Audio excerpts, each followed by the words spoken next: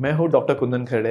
मैं एक general surgeon हूँ और प्रिस्टीन केयर में कार्यरत हूँ। तो आज हम बात करेंगे कि पाइल्स और फिशर में क्या अंतर है और इन दोनों का क्या इलाज कर सकते हैं। फिशर मतलब अगर हिंदी में बात करूँ तो डायरेक्ट ट्रांसलेशन होगा एक चीरा पड़ना।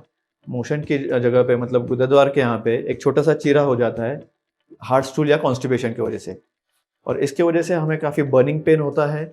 जब भी हम मोशन पास करेंगे तो काफ़ी जलन महसूस होगी जो कुछ घंटों के लिए लास्ट हो सकती है। तो ये हुए फिशर के लक्षण। पाइल्स जो है वो एक्चुअली हमारे जो एनल कैनाल होता है गुरुद्वारा के एक 4 सेंटीमीटर अंदर कुछ एनल कुशन्स होते हैं, जिसके ऊपर अगर लगातार प्रेशर बना रहे तो धीरे धीरे साइज में बढ़ जाते हैं, और ये बड़े हुए मांस को हम पाइल्स बोलते हैं, जो कभी कभी ब्लीड भी हो सकते हैं।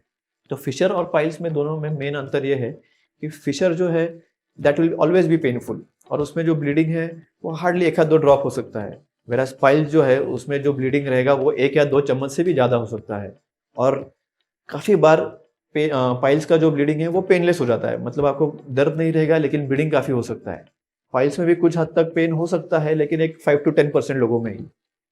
पाइल्स और फिशर भले ये 2 अलग अलग बीमारियां हैं, लेकिन इन दोनों बीमारियों का होने का कारण एक ही है। जो मेन कारण है वो है कॉन्स्टिपेशन और हार्ट स्टूल्स। पाइल्स और फिशर ये दोनों एक प्रोग्रेसिव डिजीज है।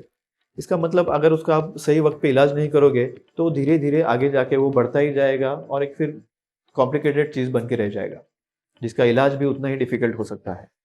जैसे कि मैंने आपको बोला, पाइल्स और फिशर एक प्रोग्रेसिव डिजीज है, तो हम मेडिसिन से उसका प्रोग्रेशन रोक तो सकते हैं, मतलब आपको सिम्टोमेटिक रिलीफ दे सकते हैं हम। आपका ब्लीडिंग है तो we can stop the bleeding, अगर पेन है तो we can give you pain killers and relieve the pain. लेकिन जो बड़े हुए मास है, जो स्वेलिंग्स है, वो तो किसी दवाई से जाने वाले हैं नहीं, उसके लिए हमें सर्जरी ही करनी पड़ती है।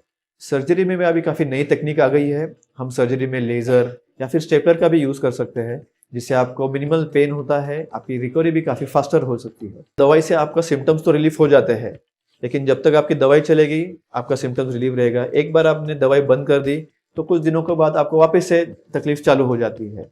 तो मेडिकली जो ट्रीटमेंट रहेगी वो टेम्पररी इफेक्ट देगा आपको।